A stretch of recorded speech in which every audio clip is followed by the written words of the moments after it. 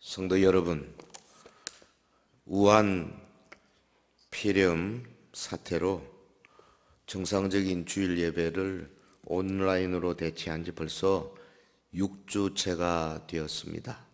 굉장히 긴 기간입니다. 그래서 우리는 그동안 이 공동 예배 모임에 대해서 이게 얼마나 중요한 건가 아마 각자가 다 깨달으시고 여기 나와 계신 분들도 공감하리라고 믿습니다. 이제 우리는 주일 예배 모임을 어떻게 하든지 단계적으로 재개할 방안을 신중하게 검토해야 할 때가 왔어요. 왜 우리가 모여야 합니까? 우리가 모이는 것은 하나님께서 우리를 불러 모으신 것에 대한 반응이고 응답입니다. 하나님은 자신을 예배할 사람을 친히 불러 교회로 모으십니다. 교회는 예수 그리스도의 보혈로 구속받고 의롭게 되며 거룩하게 된 사람들이 함께 모여서 하나님을 예배하는 공동체입니다. 여러분, 20세기 초반에 이미 우리 교단이 예배 모범을 만들고 헌법을 만들고 우리 성도들은 이렇게 예배해야 한다. 명확하게 우리나라 헌법이 생기기 수십 년 전에 이미 예배에 대한 성경적인 법을 우리가 가지고 있습니다. 그래서 이런 원리에 의해서 주일 성수의 전통이 자리 잡게 된 거죠. 그러므로 우리는 이 전염병 감염의 위험을 최소화시키기 위해서 꼭 필요한 수칙을 잘 지키면서 또 행정당국과 잘 협조하면서 어떻게 하든지 주일 예배를 정상화하는 방향으로 우리의 지혜를 모으고 기도해야 될 때가 왔다, 그렇게 생각을 합니다. 자, 오늘 말씀은 이 오는 주 우리가 고난주간이 시작이 되고 그 다음 주 부활주일이지 않습니까? 해서 누가복음 22장 후반부에 이 말씀을 가지고 겟세마네의 기도, 이런 제목으로 함께 은혜를 나누겠습니다. 우리 예수 그리스도는 고난의 종입니다. 네, The servant of suffering, 고난의 종. 구약의 선지자들이 이미 예수님이 받으실 그 고난에 대해서 예언을 많이 했어요. 특별히 우리 선지자 이사야 4대 종의 노래라는 거 있지 않습니까? 마치 예수님이 고난 받으시는 현장에 바로 옆에서 직접 취재한 기자같이 그렇게 쓰고 있어요. 700년 전에 있는 선지자가 700년 후에 올 그 사건에 대해서 과거형을 써가면서 그렇게 기록하고 있어요. 그래서 우리는 구약의 그런 용법을 선지자적 과거, prophetic past, 그렇게 말하죠. 과연 예수님은 출생부터 고난의 연속이었습니다. 육신을 입고 오신 것 엄청난 자기 비하 아닙니까? 낮아지심입니다. 마구간 짐승의 먹이통에 뉘었습니다. 겸손의 극치죠. 어린 시절 헤롯 왕의 박해를 받고 애굽으로 피난 가야만 했습니다. 그리고 또한 평생을 가난과 고난 가운데 사셨습니다. 복음서에 나타난 예수님의 공생의 모습, 한마디로 배척, 위협, 반대, 음모, 이런 단어들 가지고도 부족해요.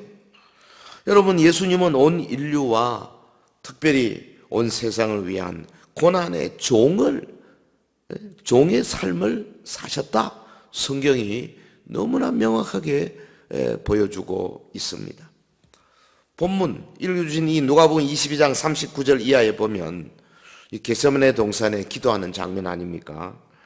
이 겟세마네 동산에서 그 다음에 이어지는 갈보리 언덕, 이 순환의 장면, 그러니까 십자가 죽음까지의 연속적인 장면인데요.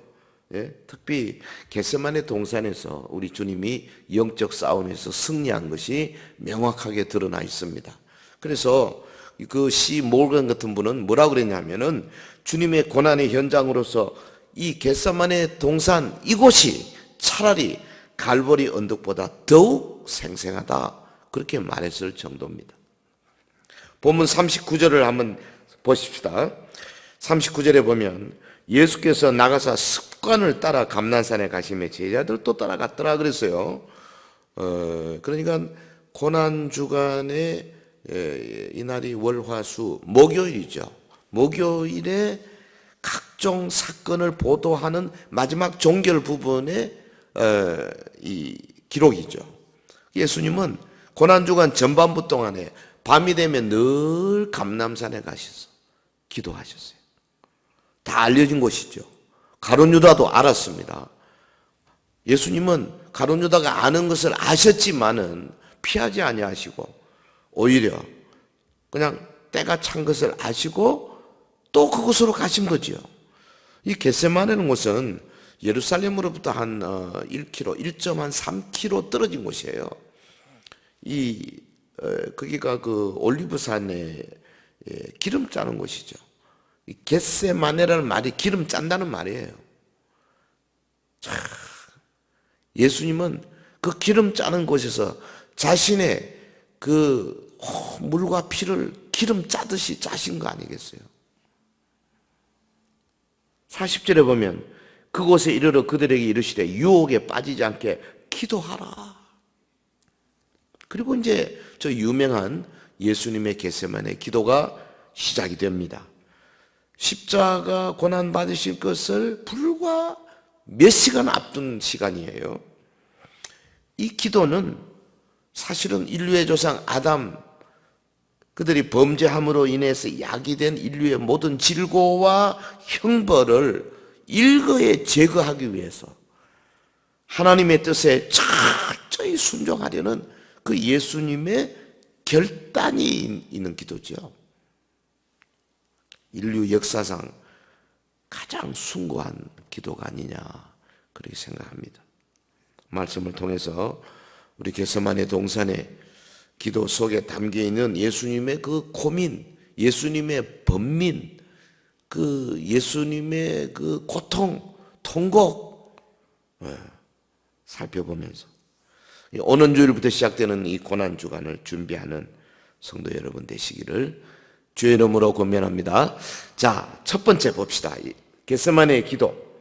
첫 번째는 그 41절, 42절에 나오죠. 무릎을 꿇고 예수님 뭐라고 기도하셨습니까? 이 잔을 내게서 옮기시옵소서. 그렇게 기도하셨어요. 깊은 고민 중에 기도하는 모습입니다. 41절, 42절 같이 우리 화면에 있는 같이 할까요? 무릎을 꿇고 기도하여 이르시되 아버지여 만일 아버지의 뜻이거든 이 잔을 내게서 옮기시옵소서. 예수님의 지금 고민하는 모습, 그가 무릎을 꿇고 기도하는 모습에서 잘 나타납니다. 마태복음에는 뭐라고 표현했냐면 얼굴을 땅에 대고 엎드려 기도하고, 마가복음에서는 땅에 엎드려 기도하시더라 그렇게 표현했어요. 여기서는 무릎을 꿇고, 이거 평범한 기도 자세가 아닙니다. 유대인들은 기도할 때 보통은 손을 들고 하늘을 향하여 기도했어요. 그러니까 예수님이 무릎을 꿇고 기도하셨다는 것은 이 자체가 매우 겸손하게 간절히 기도하신 것을 말하는 거죠. 무릎을 꿇고 아버지여 그렇게 기도하시는 그 예수님을 지금 한번 상상을 해보십시오. 네? 기도 내용이 뭔데요? 이 잔을 옮기시옵소서. 그렇지 않습니까? 지금 감당해야 할 몇 시간 후에 다가오는 이 어마어마한 고통, 십자가 고통을 앞에 두고 고민하는 모습 아닙니까? 엄청난 고통, 엄청난 수치. 주님의 그 인성이 잘 드러나고 있어요. 주님은 그냥 하나님이시지만 동시에 완전한 사람이시거든요. 그 마음속에 격렬한 싸움이 있은 걸로 보입니다. 그래서 뭐라 하셨냐? 아버지여, 만일 아버지의 뜻이거든 이 잔을 내게서 옮기시옵소서. 그렇게 말했어요. 우리는 감히 예수님의 고민을 이해한다 말할 수 없습니다. 감히 주님의 마음속에 일어나고 있던 그 깊은 10년의 고통을 알 수 있다 말할 수 없어요. 우리가 어떻게 알겠어요? 마가복음에 보면요, 마가가 이렇게 기록했어요. 14장에 베드로와 야고보와 요한을 데리고 가실새 심히 놀라시며 슬퍼하사 말씀하시되 내 마음이 심히 고민하여 죽게 되었으니 너희는 여기 머물러 깨어 있어라. 그 제자들은 뭐 별 볼일 없는 사람들 아니었습니까? 그 당시까지만 해도. 그런데 그 제자들에게 이런 표현했어요. 내가 마음이 심히 고민하여 죽게 되었다. 그런데 그 함께 동참해야 할 제자들은 주님의 고민을 못 느꼈어요. 보세요. 45절에 보면 제자들에게 가서 슬픔으로 인하여 잠든 것을 보셨어요. 46절에 어찌하여 자느냐 시험에 들지 않게 일어나 기도하라. 이게 당시 주님의 제자들의 수준이었어요. 사랑하는 성도 여러분, 이 고난주간을 앞두고 우리 자신을 돌아보시기 바랍니다. 여러분 어떤 제자입니까? 주님과 함께 이 시대의 온갖 불의와 부조리에 고통당하는 사람들을 가슴에 품고 기도하는 큰 마음을 가지고 있는 사람인지, 한국 교회를 공격하고 한국 교회를 부수기 위해서 들어오는 악한 세력들과의 영적 전쟁을 한번 결심해 보는 그런 수준의 어떤 그 기도자의 자세인지, 아니면 주님의 고난의 현장에서 자고 있던 이 한심한 제자들과 같은 그런 모습인지. 첫 번째, 우리에게 주시는 이 말씀이 주는 도전이라 생각합니다. 주님은 깊은 고민 가운데 기도하셨어요. 자, 한 걸음 더 나가보겠습니다. 두 번째, 기도하는 그 모습이 어떻게 표현되고 있느냐? 땀이 핏방울 되도록 간절히 기도하셨다 그랬어요. 땀이 핏방울이 되도록. 이건 뭐 고민의 깊이, 그 고통의 그 수준, 이런 걸 이야기하는 거 아니겠어요? 44절. 집에서 온라인으로 보는 분들 같이 합니다. 시작. 예수께서 힘쓰고 애써 더욱 간절히 기도하시니 땀이 땅에 떨어지는 핏방울 같이 되더라. 예수님의 이 기도, 문자 그대로 힘쓰고 애쓰는 간절한 기도였다. 누가가 지금 그렇게 기도하고 있습니다. 그 예수님이 이마에 흐르는 땀이 땅에 떨어지는 핏방울 같이 될 정도였다. 여기요, 힘쓰고, 요 단어가 힘쓰고 애써, 힘쓰고 헬라 말이 아고니아입니다. 아고니아. 그러니까 그가 아고니아 속에 있었다, 그렇게 표현되어 있어요. 이 아고니아라는 말이 영어에 애거니가 된 거예요. 고민이란 뜻. 심한 정신적 투쟁을 말하는 단어입니다, 이게. 그러니까 예수님이 당하실 십자가의 고통을 앞에 두고 사탄의 유혹에 맞서고 계시는 예수님의 그 영적 전쟁의 모습이에요. 아고니아. 여러분, 그리스도의 고민은 그야말로 깊고 강한 정신적 고통이었어요. 큰 슬픔이었어요. 그동안에 예수님이 사신 그 모든 삶도 뭐 슬픔과 고통의 연속이었지만은, 그러나 이 본문에서 보여주는 고민과는 비교 안 됩니다. 왜? 이제 엄청나게 쓴 잔을 곧 마셔야 되거든요. 이 밤이 지나면 새벽부터 시작해서 막 어마어마한 고통을, 잔을 지금 마실 차례입니다. 그 어떤 기쁨, 그 어떤 위로가 없어요. 여기는 처절한 수욕과 고난의 쓴 잔이 그를 기다리고 있었어요. 이 고민은 엄청난 공포를 동반하는 그런 거였습니다. 여러분, 우리가 주님의 그 느꼈던 감정과 또 뭐 그 심정의 동요, 이런 것들을 우리가 뭐 감히 알 수가 있겠습니까만은, 성경은 뭐라고 표현했냐? 하나님의 아들이 심히 놀라며 고민하여 죽게 되었다. 본인이 스스로 말할 수 있도록 그렇게 표현하고 있지 않습니까? 그 예수님은 지금 거의 쓰러질 뻔한 거예요. 왜 그렇게 고민하실까? 예수님이 그토록 고민하는 이유가 뭔가? 곰곰이 묵상해 보면요, 한 두세 가지 보이잖아요. 뭐니 해도 세상 인류의 모든 죄짐이 그분의 양 어깨에 지어진 거죠. 아담 이래로 모든 인류가 지은 죄짐이 다 그분 한 분에게 집중된 거 아니겠어요? 이게 뭐 보통 무겁겠습니까? 흠 없고 점 없는 분에게 엄청난 양이고 감당하기 힘든 무게이고 무거운 책임입니다. 주님이 그토록 번민하신 이유 또 있어요. 뭡니까? 이 당시 어둠의 세력이 총 공격을 다 해왔거든요. 마귀와 귀신들이 막 제대로 날뛰고 있는 때입니다. 역사상 마귀가 이렇게 심하게 날뛴 때가 없어요. 이 시간에. 소위 어둠의 시간, The hour of darkness라 그러죠. 온 세상의 구속을 위한 하나님의 아들의 마지막 단계, 마귀의 세력이 총 출동한 단계. 그 최후의 만찬 시간에 예수님이 제자들에게 하신 말씀 여러분 기억나죠? 뭐라 그랬습니까? 이후에는 내가 너희와 말을 많이 하지 아니하리니 이 세상에 임금이 오겠습니다. 실제로 마귀가 와서 전 예수님을 둘러싼 그 모든 환경을 장악한 다음에 최상의 공격을 퍼붓는 때입니다.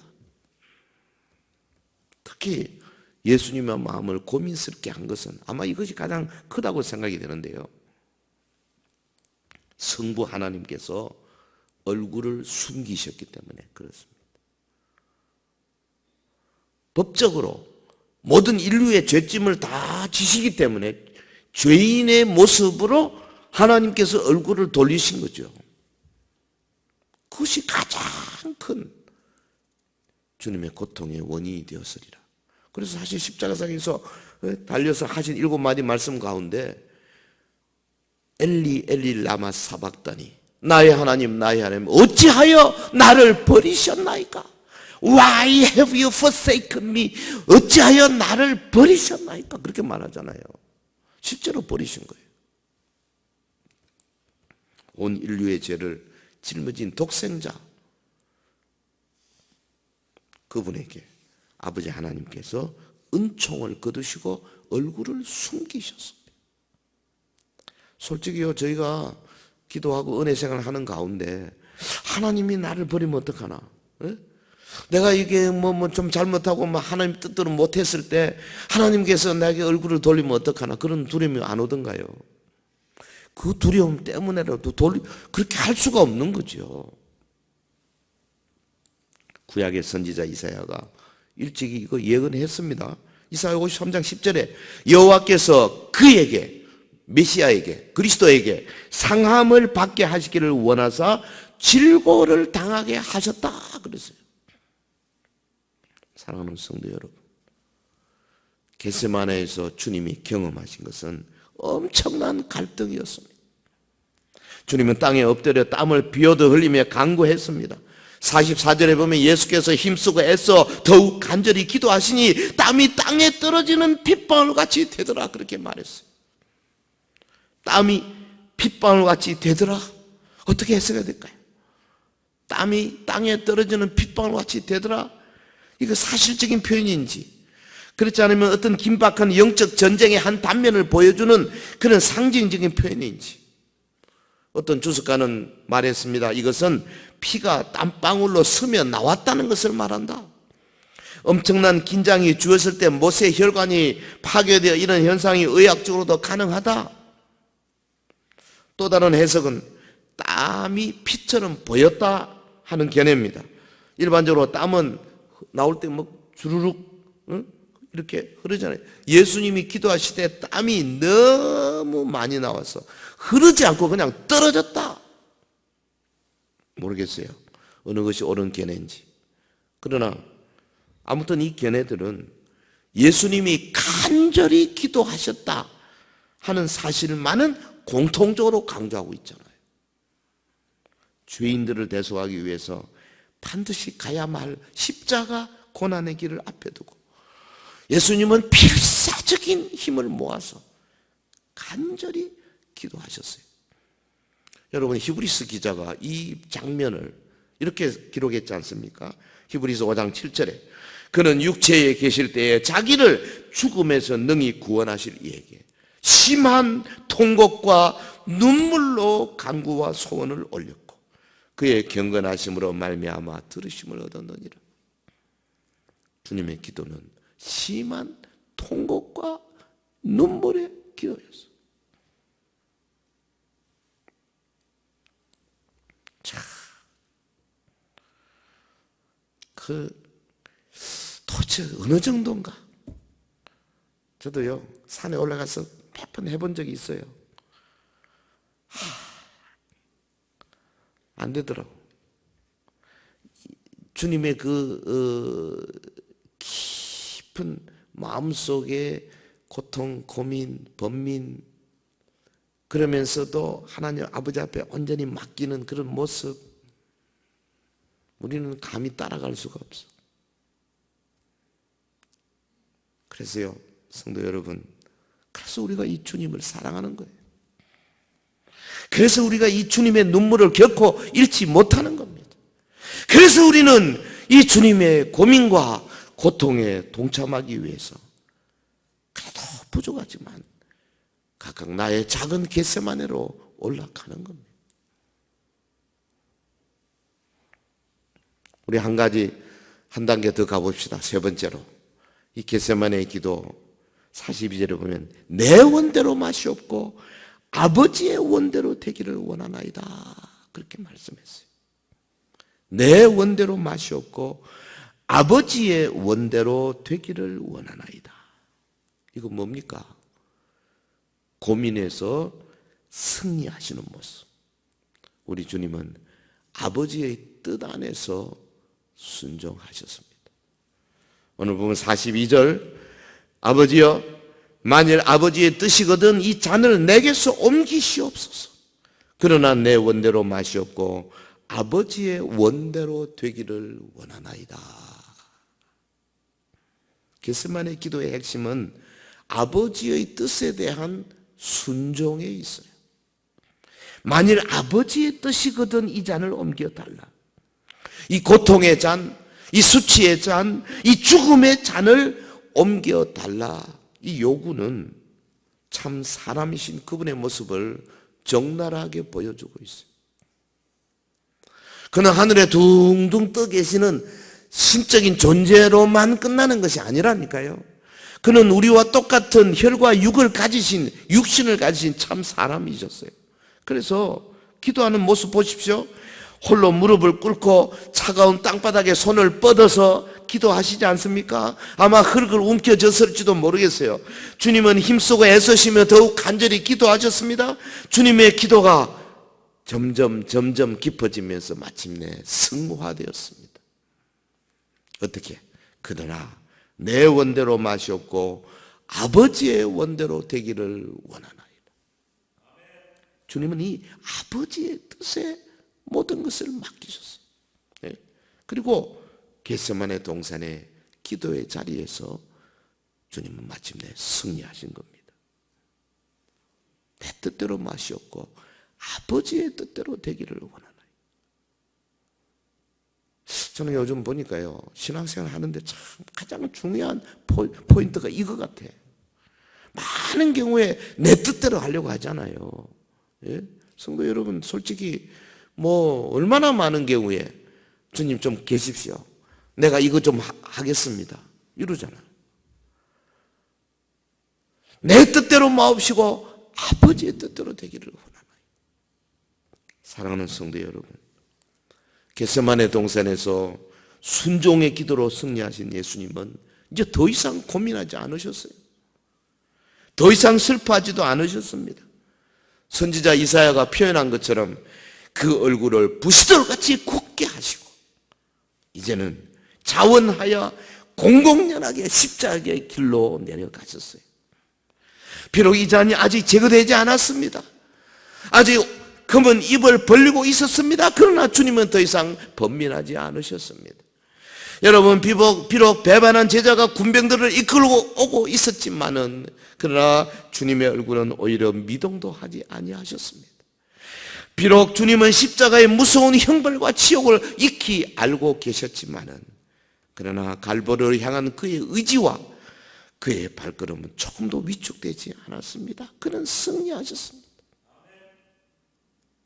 사랑하는 성도 여러분, 겟세마네에서 외로운 투쟁을 벌이고 계시던 예수님과 아주 가까운 거리에 있으면서도 주님의 모습과 기막힌 대조를 이루고 있는 이 잠든 제자들의 한심한 모습.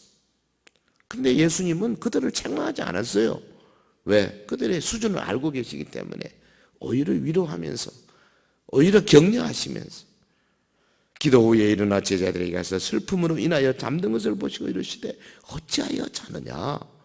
시험에 들지 않게 일어나 기도하라 그랬어요. 그분은 하나님의 독생자이시고 아버지의 영광의 본체이시고 창조주이십니다. 동시에 그분은 인자로서 우리와 똑같은 육체와 영혼을 가지셨습니다. 그분은 한 점 죄도 없으면서 친히 우리의 연약을 담당하셨습니다. 그리하여 임마누엘, 하나님이 우리와 함께 하신 바로 그 존재가 되셨습니다.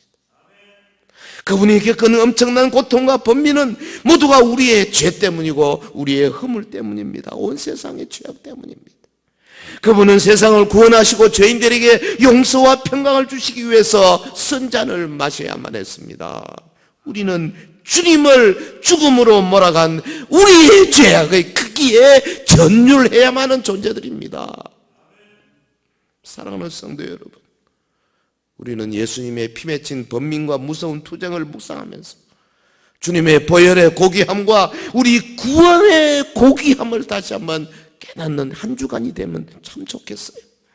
주님의 기도를 통해서 아버지의 뜻은 명확하게 드러났지 않습니까? 하나님 아버지는 독생자 예수 그리스도에게 십자가 고난을 명하셨습니다. 그리고 이 뜻은 오늘 믿는 우리에게 그대로 주어지고 있는 겁니다.